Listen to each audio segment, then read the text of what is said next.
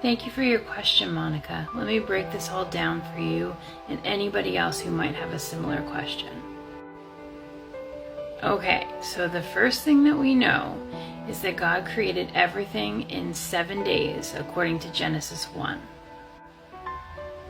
The second thing that we know is that God is limitless and lives outside of our standard time here on earth. Psalms 90 verse 4 says, "For you, 1,000 years are as a passing day, as brief as a few night hours." And again in the New Testament it says in 2 Peter 3:8, "But you must not forget this one thing, dear friends. A day is like 1,000 years to the Lord, and 1,000 years is like a day." Third, time as we know it wasn't even created until day 4 of creation, according to Genesis 1:14-19.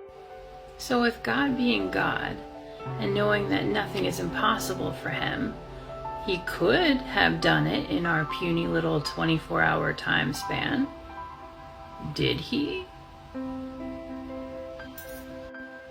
Since we know that our standard time wasn't created until day 4 of a 6-day creation, 2/3 of the way through, kind of makes you wonder.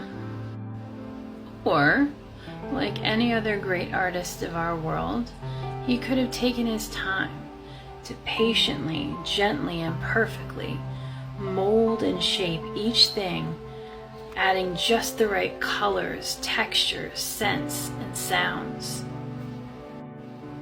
Since we humans are created in the image of God and given aspects of his character according to Genesis 1:26, I'm guessing that, like that artist, he took his time. But we'll never really know that until we get to heaven and ask. So in Genesis 1:6-8, the Bible tells us that God created the heavens on the 2nd day of creation.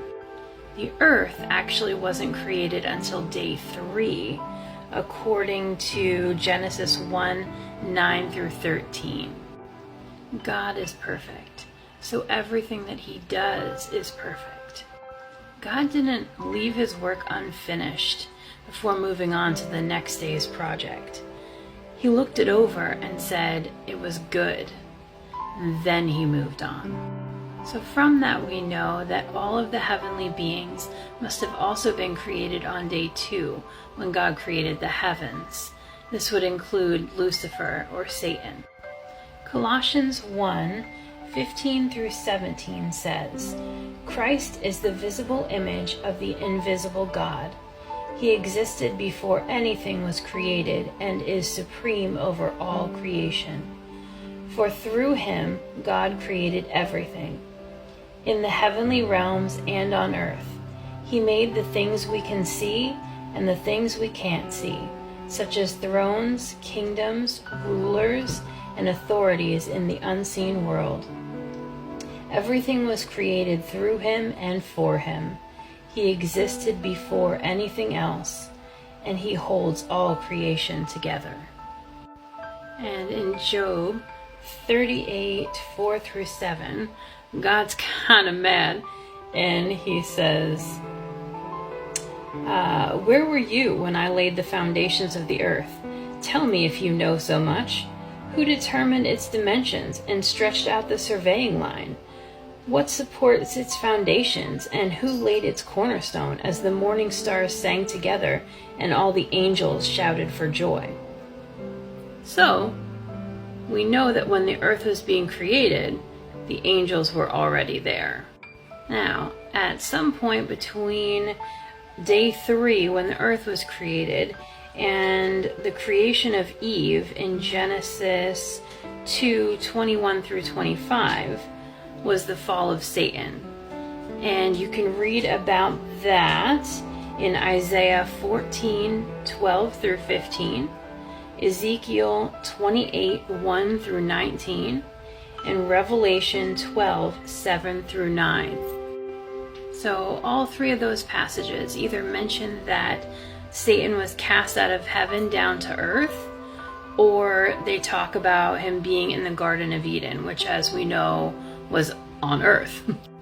When Satan fell from heaven, a third of the angels that God created fell with him.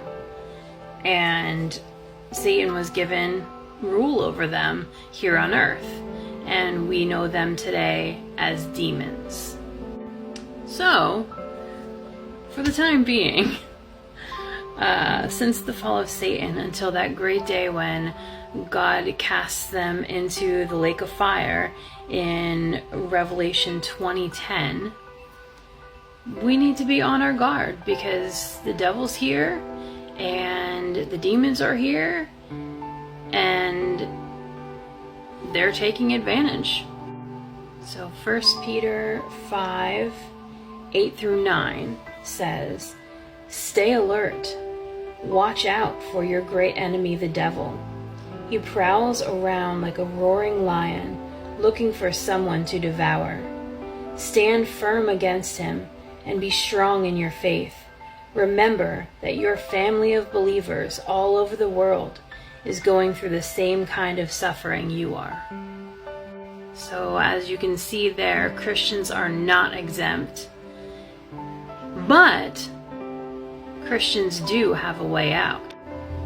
James 6b-8a says, "God opposes the proud, but gives grace to the humble. So humble yourselves before God. Resist the devil, and he will flee from you. Come close to God, and God will come close to you." I hope this helped to answer your question and to clear up any confusion. God bless.